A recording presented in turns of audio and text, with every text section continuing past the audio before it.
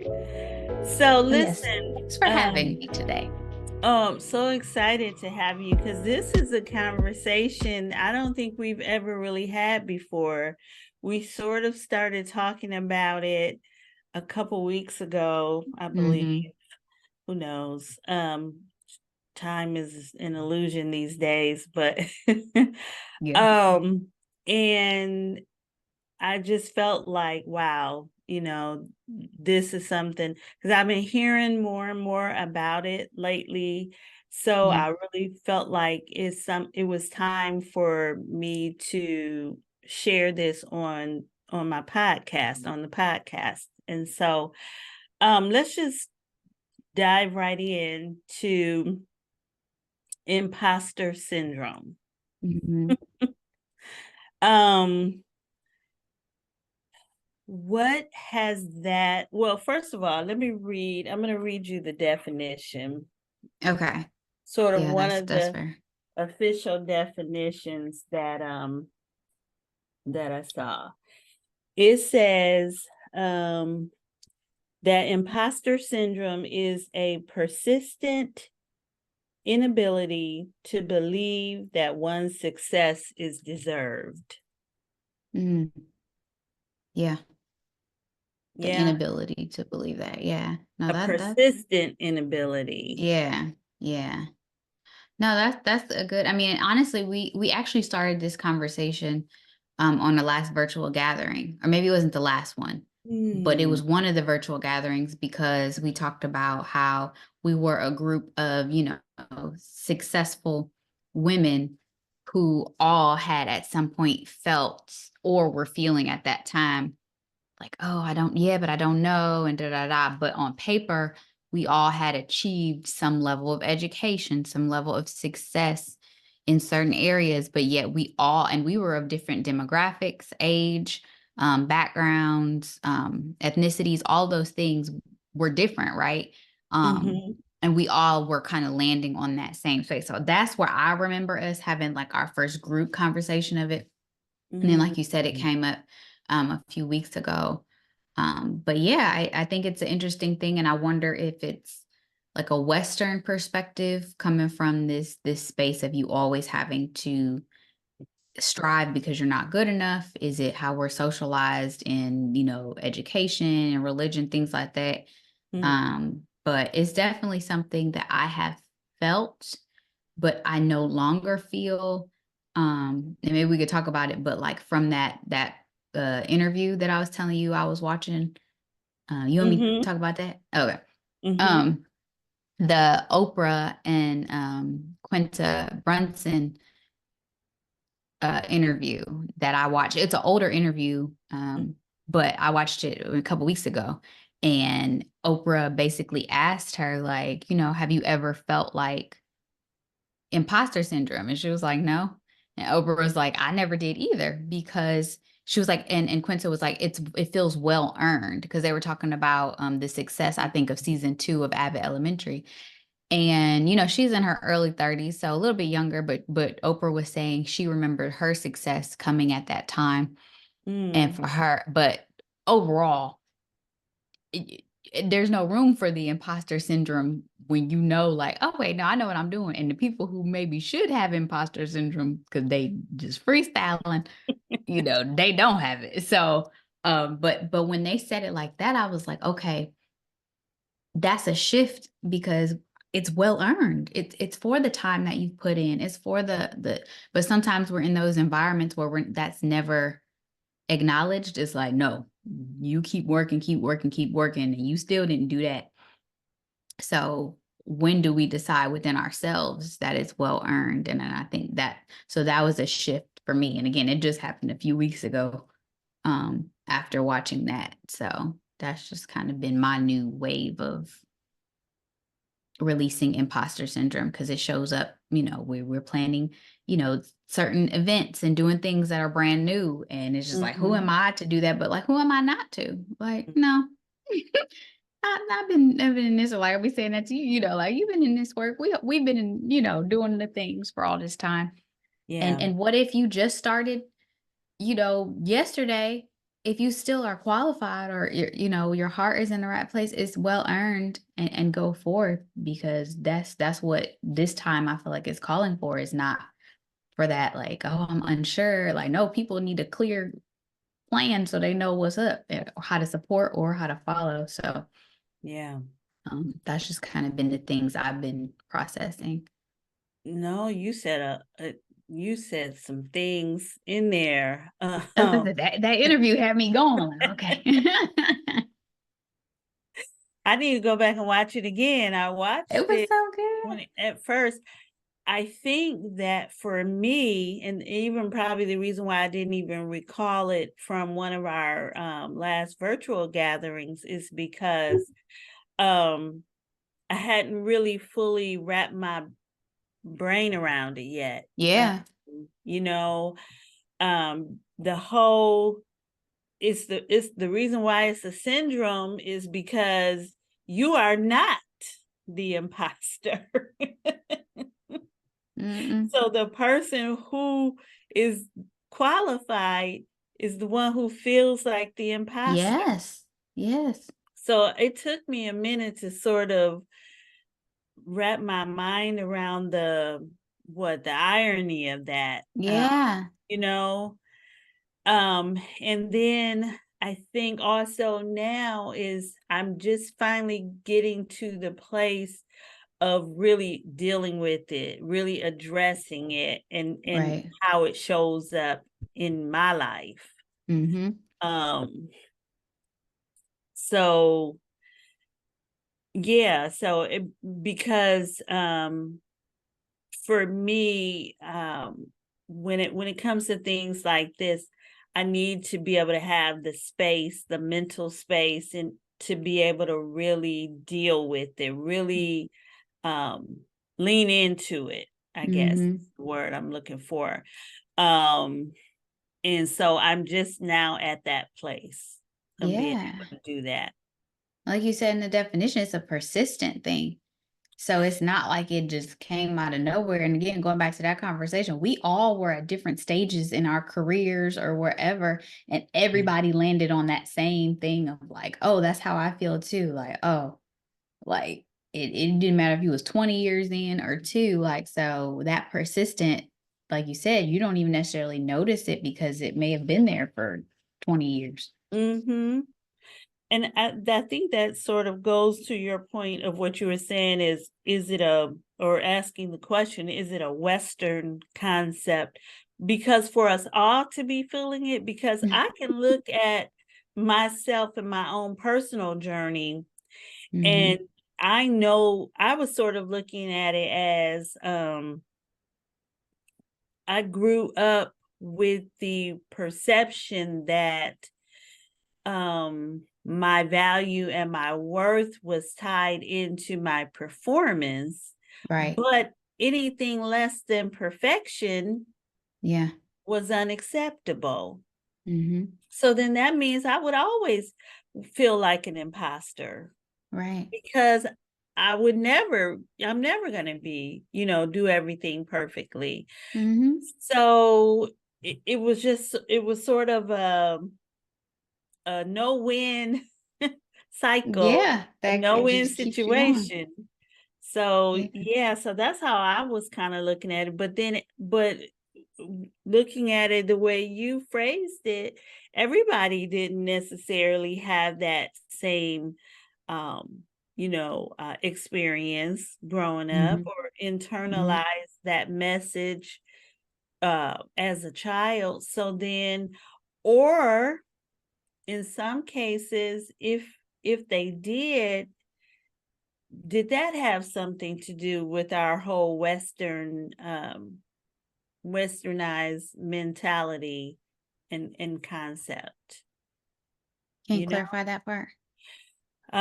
So it even our parents and grandparents and the adults in our lives, their mindsets and how they Right. Yeah. conceptualize things being Yeah. informed by this sort of Western thinking. Mm-hmm. So Yeah. maybe, And Okay. Oh, I was just going to say maybe it's sort of a combination of all of that. Yeah. Life experience. And also we're thinking about it, at least for me, when imposter syndrome comes up initially, I'm thinking career wise, but Yeah. it's also like, what about just in life, imposter Yeah. syndrome with being, I don't know, like a spouse or, a good friend, just like I wonder what other ways it shows up. But like you said, it Mm. touched a nerve in that particular conversation. And that was like what we would consider a pretty diverse group. Yeah. Um, and then it all seemed like it led to this space of feeling unfulfilled. But then Mm. again, watching on the interview, like it was just the matter of factness of like, no, me either. Nope, it was well deserved. And I know they were talking about more about their career, but I wonder how, like how we talk about those shifts, if a small shift, let's say, with recognizing it's well deserved in your career, how that then shows up in other areas where maybe we felt like an imposter. Mhm. Mm-hmm. To the social experiment. Like, what other ways will it show up? Exactly. So I have two questions with that. One is what are some of the other ways that it shows up in your life? But and the other thing was you said that led to a feeling unfulfilled. And how did it lead to that? That was just the feeling that I got from the conversation we had um back with the virtual gathering, because it Mhm. seemed, and again, that's just my perception, that the imposter syndrome then led to us as a collective maybe not going for Mhm. the big opportunities. Mhm. I got um you. So that's again just my kind of observation, but like I always say, like I play it medium. Like I've never played it small, but I've Wow. never played it to the outside world. I maybe I have, but for me as a person, I know that imposter syndrome. Again, let's just go back to career wise. Certain Mhm. things I've not done Mhm. because I'm like, ooh, who am I to ask for that much money? Or who am I to say that I can be in that space? But again, when I saw the look on their faces when they was just like, nope, not me. Or maybe, for those people who don't have imposter syndrome and know that they are well deserved, but they don't feel comfortable saying it out loud because, the environment is that you should shrink back. So Mhm. how will you also free other people to be like, hey, me either. Nope, I know I belong here. So I just think about it from that perspective too. Again, just how can one person being liberated then liberate the other people around them? Absolutely. No, that's a really good question. I think you kind of answered both of them a little bit, and I will come back to that second question. But Yeah. um, no, I think so because honestly, I think back when I initially watched that interview, it seemed and sounded so foreign to me for Yeah. them to say that. I don't even think Yeah. I could connect to it. Yeah. And like you said, we can be in some spaces where that actually sounds arrogant or Hmm. like well, what do you mean? But it- I'm coming to the place of realizing it's not arrogant to know your worth. It's not Hmm. arrogant to know who you are. Um No. and to know what you bring to the table. Hmm. Yeah, Yeah. to know what you carry. Yeah. You mentioned earlier about religion, and I think a big part of it for me was that is that so afraid of showing confidence because Hmm. don't want it don't want to be arrogant Right. or Or take the shine from God or anybody else. Yeah. yeah, or prideful or don't want Right. to be seen that way by other Right. people. And Right. so, oh, I can think of so many. I'll give you an example. I remember when I was in undergrad And you know, I'm a public speaker. Yeah. As you are. But I remember in one of the classes I was taking, we had to give a presentation. And I was so comfortable in that space, and so comfortable. It came so easy to me, even just to prepare my presentation. But the rest of the people in my group, because I think we were like in groups of 4, the rest of the people in my group were so uncomfortable with public speaking and so nervous and so, you know, that I didn't want to make them feel bad. And you know me, because I want everybody just to feel wonderful and loved and supported and the best version, you know, the best versions of themselves at all times. Yeah. So I didn't feel comfortable being as comfortable and confident as I really was. And so I did, like you said, played it medium. I shrank myself. And the professor even noted this in the notes to me afterwards. I sort of pulled myself back and I sort of made myself smaller. Yeah. So that they would feel more comfortable. And I have done that so much. And that wasn't even, we weren't even talking about career wise. That was in an educational space, you know. Yeah. I've done that so many times. And in my attempt to make people feel so comfortable, people end up devaluing and undervaluing me. And then they get a false sense of, you know, oh, well, she really don't know what she talking about. I know more than her. And I'll be thinking to myself, oh, no, not really, because, you know, I've been doing this a long time, or I've studied this for a long time, or, you know, this ain't my first rodeo It's kind of well thing. deserved or well earned. Yeah. But just not used to thinking of it in that way or using that language, using that type of language. Yeah, I mean, and again, society thrives on some of that too.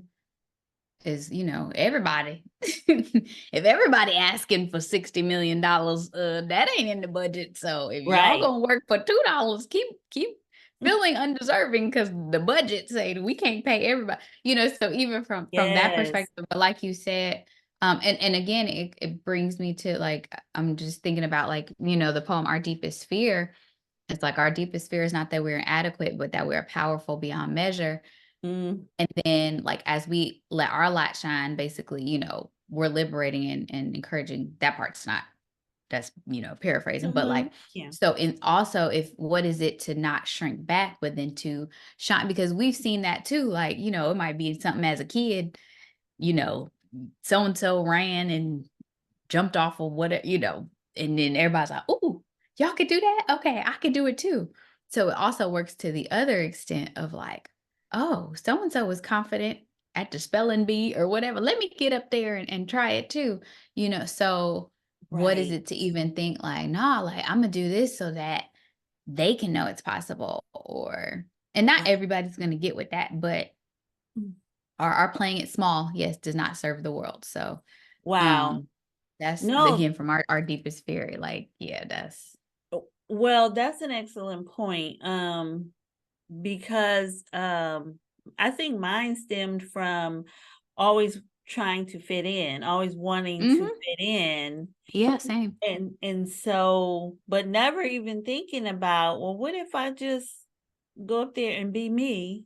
Because this is what I do. I do this, even though Yeah, I wasn't doing it a lot at the time, but I just knew that yeah, I was built for this. Um, and uh and then who knows, some of them might have come up to me and asked for pointers. Well, can you help yeah, me with, you yeah, just, you know, just us showing up as ourselves, but that thought never even crossed my mind. Yeah, and it's recent because that's not necessarily what, like you said, the goal is fit in, don't rock the boat. You're like amazing or a rebel. Like it can go either way if you do all of that. But what I feel like is kind of just a shift in some areas, in society. When again we just talk about career, like recognizing like some people gonna get it, some people aren't. But after a while, how does the imposter syndrome or playing it small or even medium, you know, impact our individual lives, but also thinking from a broader perspective, like take me out of it for my purpose, like who's Hmm. not getting what they need because I'm scared to say something, and that's a big thing to say, Yes. that the minute you say that, you be like, never mind. Um, but it doesn't have to be, again, going back to that interview, it was so simple with how they said it that it didn't seem overwhelming. It was just Mm. very much like, Okay. like it wasn't no extra sauce on it. It wasn't that life has been, it was just like, no, like Just it matter feels, of fact. yeah, like no, it felt well earned. Me too. I worked hard. I got to this point. These were the results. Like, um, Wow. so it just stuck with me and it reminded me just my last celebrity note. But again, seeing it out front, then it makes it possible for me. Like I remember it was another interview Mm. long time ago. And it was like J-Lo, and it was back when she was playing Selena. And Mm. somebody had asked her, like, because that was her first major role, and they were like, aren't you nervous? Aren't you scared? And she was like, honey, I've been waiting for this my whole life. Like, Mm. you right. You didn't put your time in, you'd have worked hard. So when the opportunity comes, again, now if you was just freestyling, and I've done my share of that too, but if you was just freestyling, and you don't have no qualifications, you don't know nothing, which okay, maybe you can be a little nervous or feel like an imposter. But if you've Right. done the work in whatever setting and space, or you're open to learn things like that, like just let it come, and you're not an imposter, and there's nothing to prove, like you said, being yourself in these Hmm. spaces. Yep. And when you're doing that, there's nothing to prove. And I think that's the big part of it is so often we feel like we have to prove yeah, ourselves.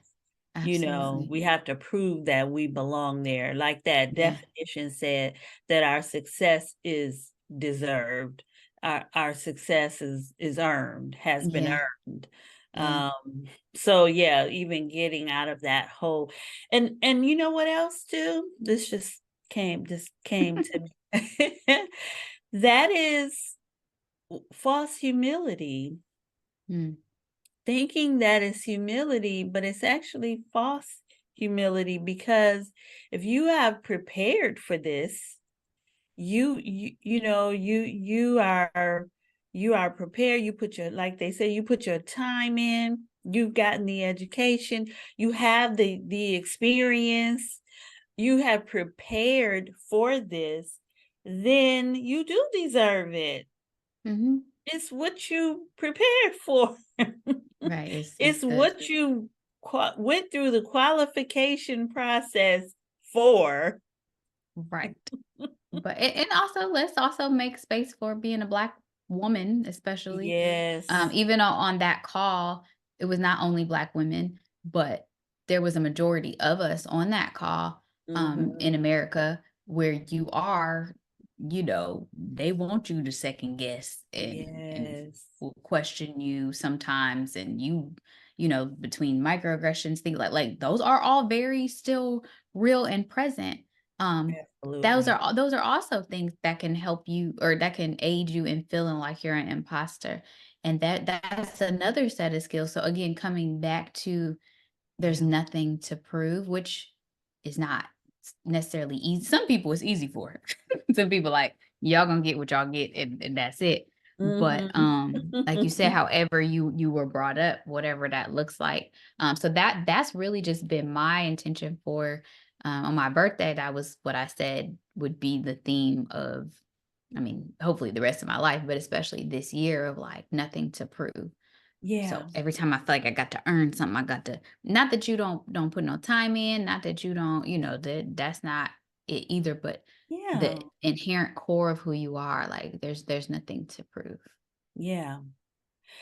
So true. No, I definitely have had bosses who um used my perfectionism against me as a Mm. way to keep me feeling like I needed to work harder and harder and harder and Yeah. harder. Yeah. Um and I realized, okay, if I keel over and die right here, y'all gonna step over my body, move me out the way, put somebody else in that spot, and the train gonna keep rolling. And they're gonna talk about all the stuff you didn't get done Yeah. before you Yes. So true. So true. Mm-mm. She ain't even finished them notes from that meeting. That's right. That's right. No, it's true. It is really true. It was something else you said, and it made me think of something. Um, as Black women, oh, I know. So also for me, it was when we talk about in the workspace, the fear of not having a job and not having Yeah. an income, you know? And so, Yeah. but as we know, I turned 60 a few months ago, and Yay. not only that, not only that, but even quitting my last job helped me to realize that I cannot sell my value and worth for a paycheck. Mm. I I I just can't. I cannot. I am worth more than that. Mhm. Um and just being able to come to that understanding and know that all money ain't good money. Yeah. And if I'm gonna end up with you know, high blood pressure and on medication for my nerves Yeah. and all these things, heart attacks and all these things, because I'm dealing with so much stress and dysfunction, because I'm afraid of losing this paycheck, it's not Yeah. worth it. It's not worth Right. it. Right. So that's also Yeah. to come into a place of knowing our value and our worth. Mhm. Yeah. Yeah. Yeah. And I think also like, because again, now all your kids are grown, but when Mm. we was little, if you had to do something to survive, make sure we was taken care of, you would have. Yes, But absolutely. I think to that point of like, but not always being in that survival mode. Mhm. Okay, you went back to school, you did whatever to, so that we wouldn't Mhm. always be in those spaces. So even having that mindset of like, there's got to be something more. Again, like we were saying, like sometimes, you might not have felt like you deserve or, qualify for whatever position. I don't remember all the jobs you had, but maybe that, but maybe like, hey, but my kids need to eat. That's gonna make me apply for this because the amount of money is for us to eat too. So just like in those moments where going back to that interview, they were talking about sometimes it's the external motivation. Like it's not so Absolutely. much like for that, but like for Quinta, it was like, I want my family to laugh at Abbott Elementary Mm. because that's what we used to do. Um, you know, Mhm. for me, it's like, okay, I got all my littles that's looking to see what TT Gabby gonna do, like so, Mhm. um, or Miss Gabby gonna do, so it's in those moments where we might still feel like an imposter, but okay, submit it anyway. or have that conversation anyway, or do because somebody else is depending on you to at least try. And I Yeah. think that can help sometimes too. No, I agree with that. And even for the paycheck part, because hey, if I need to go get another job, because money getting tight, then I would do that. Yeah. But be willing to. I wasn't even willing to move to a different position. A Mm. different job that would have been less stressful. Stressful. Yeah. Because You of the know, fear of losing. Yeah. because hey, you gotta work. So, you gotta do what you gotta do. But do you value yourself enough to say that it's gotta be a better job than this? There's gotta Yeah. be a healthier environment than Environment. this. Yeah.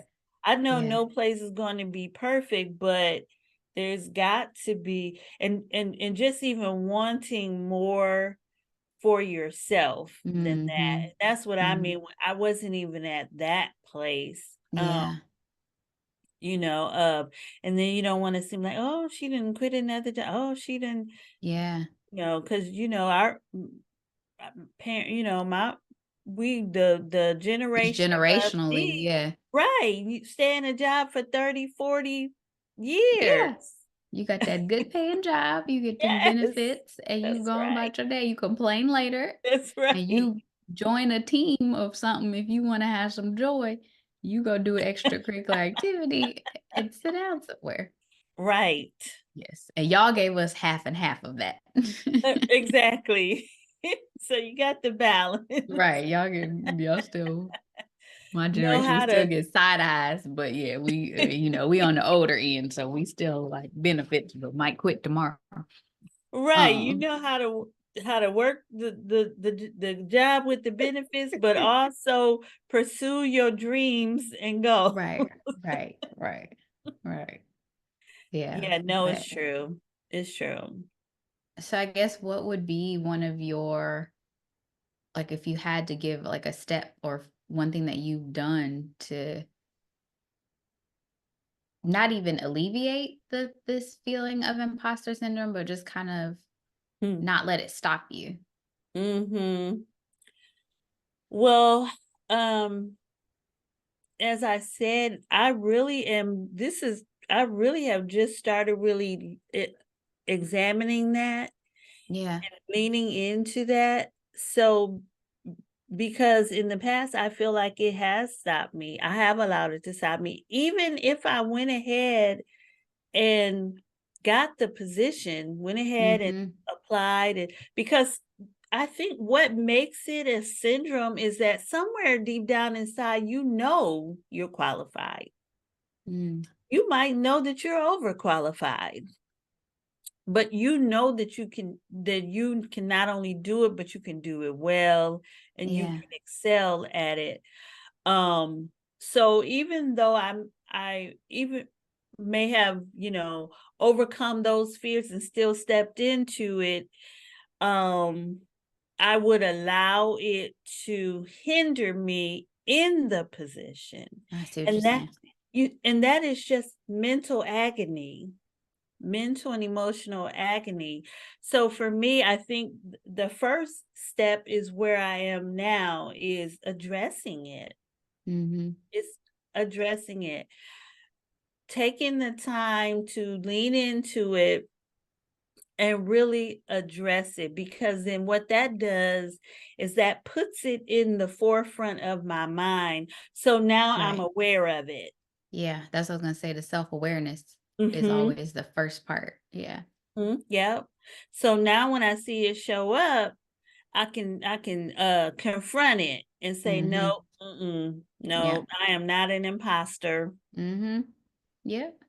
Yeah. No, I think that's what I would say too, because the self-awareness is where you start. Okay, what do I think about my value? Forget money, just in life. What do I believe I deserve? What do Yeah. I, da da da da. And then from the Yep. self-awareness, then you can move to the self-management of calling Yeah. yourself out, helping your building accountability, talking Exactly. about in therapy, applying anyway. Yeah.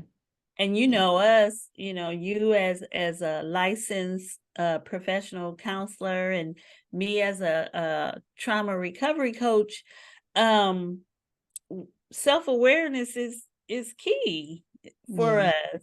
Is Yeah. is to me, that's always the starting point.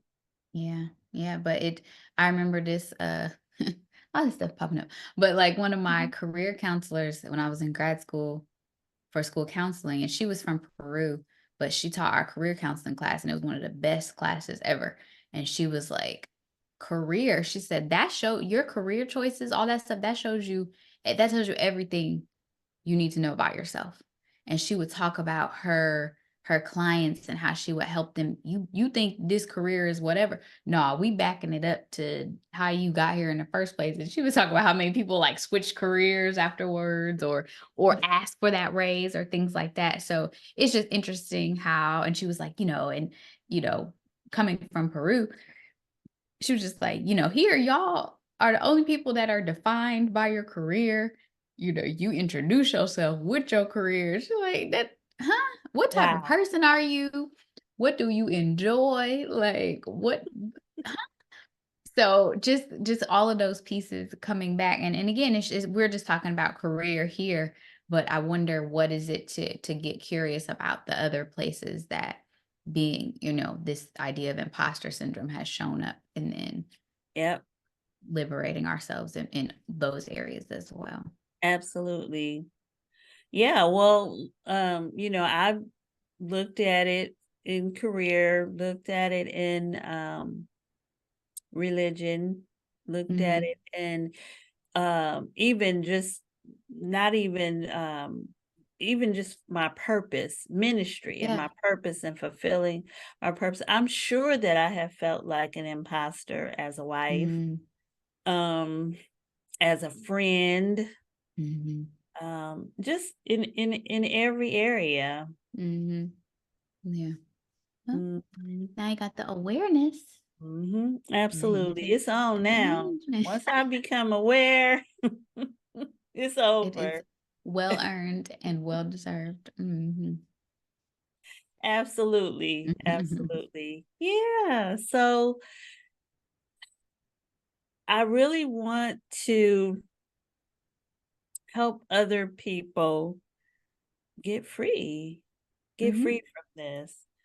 Um, oh, one last thing before we go. You had mentioned, and I wanted to circle back to this, um, about the instructor who is from Peru, and how Mhm. she said, we're the only people who introduce ourselves by what we do. Mhm. And she's talking about Um, like Western society. Yeah. yeah, Mhm. Western society, yeah. And I wonder, even Black people, even more so than that, because we're always feeling like we have to prove ourselves, we have to prove Mhm. our credentials, we have to Mhm. prove that we belong at the table. Mhm. Um, and I feel like so often we are um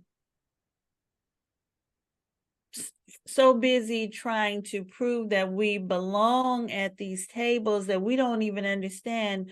No, we're supposed to own the tables. Mhm. This table Yeah. that you're trying to prove that where you belong is really yours to own. You're Right. supposed to own this table, but we don't get to that place because we're so busy trying to prove that we belong because we feel like imposters. And see, I feel like there's a shift in that coming. So the way you said, like that was right where I was saying, I was like, actually, I think the shift it's not coming. It is now that a lot of, you see in media, you see just whatever, like there's really no need or less of a need. It's becoming like, I build my own table. I don't need you to, I agree. okay. I want to publish my book. I built my own publishing company. I want to Mhm. do whatever, like, and Mhm. but part of that was I wanted my own I didn't, not that I know everything, but I wanted my art to reflect my experience and whatever. And I didn't want to have to have a group of people, whomever, whatever they look like. I didn't want them to have to tell me what my art should be. or you know, in your business, you run your business as you see fit. Like, so Mm-hmm. I see that more and more, and that's a beautiful thing. It's like, no, like we got our, like you said, we own our own tables. We can create these spaces and legacy and all of that for our children on Mm-hmm. our own terms. And I think that that's been a beautiful shift to see. And I'm speaking this from like 36. So like seeing when I was younger, like you said, the traditional, and these are the jobs that you're supposed to have, and these are, and you better play this game like this and do this on, you know, so you can get here, to like Mm-hmm. now it's like, now stuff I don't listen, you be on TikTok and have make 3 viral videos and you set for the rest of your life. Like there's no tables involved. Like people Right. got whole content companies that I ain't never heard. They living great, you know. So now it's also so many opportunities. So I kind of feel like my generation's like sandwiched in the middle. But I think 20 years from now, some of these conversations will still be here, but there will be so much of a shift. And I think it's going to be exciting to see. And ain't no imposter syndrome, because these kids been famous and having YouTube channels since they was 2. So what Right. you mean you don't qualify? Like, you know, so some of that, it's like it won't even be a factor, because I don't need you to give me a job. I just can create my own in 10 minutes, you know. So Mm-hmm. it'll be interesting to see. No, I agree. I agree with that. I was thinking the same thing, even as I was saying it, like, because I was just thinking of all the entrepreneurs that we're seeing, Mm-hmm. um, Yeah. you know, just all ages, all ethnicities, all. Investors. Yeah. Mhm. No, I was saying even like investor groups are becoming diverse. You know, we're going to our own investors and things like that. So, Yeah, yeah, yeah, for sure. like you said, I it's on. Yeah, for real, and because I just think about the way that we and that what the way we have been used to doing it in our society, where you produce your product and then you take it to, the experts, and then you got to prove to them that it's even worthy, Yeah. of their time. And I'm just thinking of like publishing houses where now, like you said, you can self-publish Mm-hmm. or create your own publishing Mm. company. And it can be done on a professional expert level. Like I have Mhm. friends who have larger publishing houses that are and have experience and knowledge and you know, like, and they popping out books left and right, you know, quality publications Yes, absolutely. on their own terms. And so, yeah, Yeah, yeah. exciting. Wow. But again, all that, you know, step one is the awareness of what type of life do you feel like you deserve? Are you willing to do what it takes to get there? Mm-hmm. And when you free yourself from that space, what is it to see the others that are liberated? And you may never see who you liberated. They don't Mm-hmm. know I watched that interview and we talking about it Mm-hmm. now. Right. But you know, that spoke to me. So Yeah. Yeah. Yeah, for sure. And have you examined where it came from?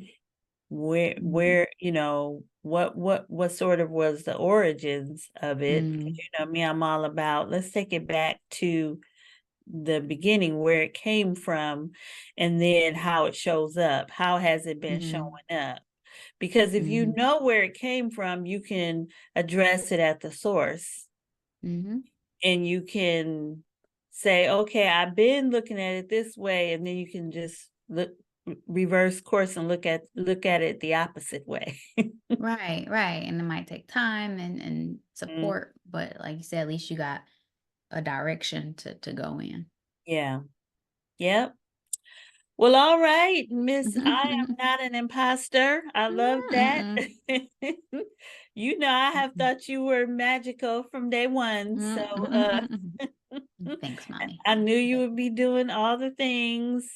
that you're Mm. doing. And so yeah, that makes me very happy from, from your first book that you wrote, and we submitted it to the contest. And Right. so And you knew I I was was like, always see, Team Gab. you knew that I didn't always know it, but you knew it. So I Absolutely. appreciate that, mother. From, when you won your first oratorical contest, and what was the other thing when I made you your little business cards, because you were Oh doing yeah. I was a the conflict mediator, the and it was conflict very mediation serious. at in elementary school. Yes, it was Or very was it junior serious. high school? It was elementary school. We would Elementary go school. back into yes, I had a script. I think I still have that. Yeah. Yeah, So, but again, that speaks to someone, speaking into your life or seeing more in you than you necessarily see at the time. Like I've yeah. had to go back to those moments and remember, like, oh wait, that was me too. As Yes, life has, yes. This has those always been experience. you. Yeah. Yeah, yeah. And again, I know my own personal playing it big versus, playing it medium, small. Like the outside world may not know that, but you know how Mhm. you're showing it and how that's Mhm. impacting you. So, but yeah, no, thank you for giving me those opportunities and seeing that and cultivating that in me as a child, of which maybe it didn't click back then, but Mhm. as an adult, then I've been able to go back and remind myself of those experiences. Yeah, I think and we'll close with this, but I think that's what makes me sad, Mm, is that, as children, we have this healthy curiosity, but mhm, also just a natural way of flowing as who mhm, we are. And then until life comes, and people come and start beating you down and telling you you can't be that, mhm. or Or it's you're not wrong, that, or it's or yeah, you're not. yeah. Who are you to think you're that? Yeah, Yes, that is, I think, probably the saddest part to me. yeah, and that everyone doesn't have that experience. Some people, for the most part, didn't have that, and they True. might be looked at like, "Who So you true. think you are?" So, but yeah, I agree. You, you don't know until you know, but Yeah. to be grateful to then have support to remind you who you are when Yeah. you forget. So whether that's a Yes. group of friends, whether that's family, coworkers, different times of life. I think that's my hope, is that Yeah. whether it's one person that can remind you or looking back at a picture to remind, whomever, like, okay, this is who you are. Um, you know, Mhm. And then yeah. you make the connection of what is causing me to not be able to connect to what they're saying to me Yeah. Where was the about disconnect? me. Yeah. Mhm. Yeah. And addressing that. Yeah. All right. Such a great conversation.